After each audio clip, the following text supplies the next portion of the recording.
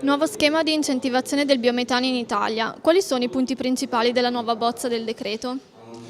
Sì, i punti principali riguardano essenzialmente l'utilizzo nel settore dei trasporti del biometano. C'è una chiara scelta, una chiara indicazione da parte del governo di indirizzare i primi sviluppi del biometano verso un utilizzo nel settore dei trasporti, perché è lì che come Paese abbiamo la necessità più urgente di aumentare la quota di fonti rinnovabili.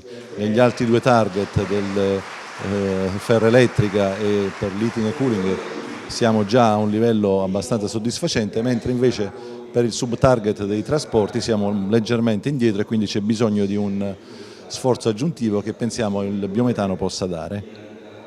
Quali forme di biometano sono incentivate?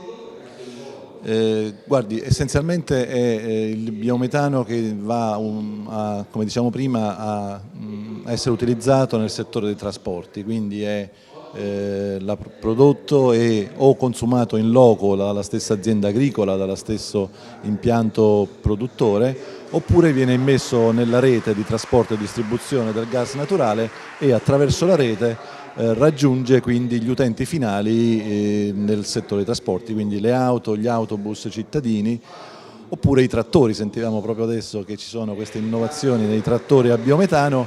Questo è un'altra frontiera di utilizzo alla quale guardiamo con molto interesse, perché di modo che anche il settore agricolo possa dare un contributo ulteriore alla riduzione delle emissioni inquinanti e climalteranti.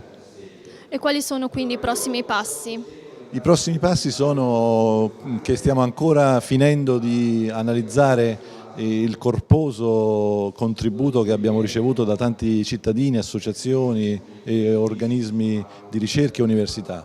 Devo ringraziarli perché abbiamo ricevuto dei contributi molto interessanti e alcune anche con qualche idea e qualche correttivo che ci è piaciuto molto e che quindi sicuramente metteremo dentro. I prossimi passi sono riscrittura del testo entro la metà marzo, la metà del mese di marzo, e poi inizia la fase di dialogo con la Commissione europea per la verifica della compatibilità di queste misure con la legislazione sugli aiuti di Stato, e poi a seguire, quindi speriamo intorno all'estate, dopo l'estate, subito, immediatamente dopo, firma del decreto e quindi immediata operatività del tutto.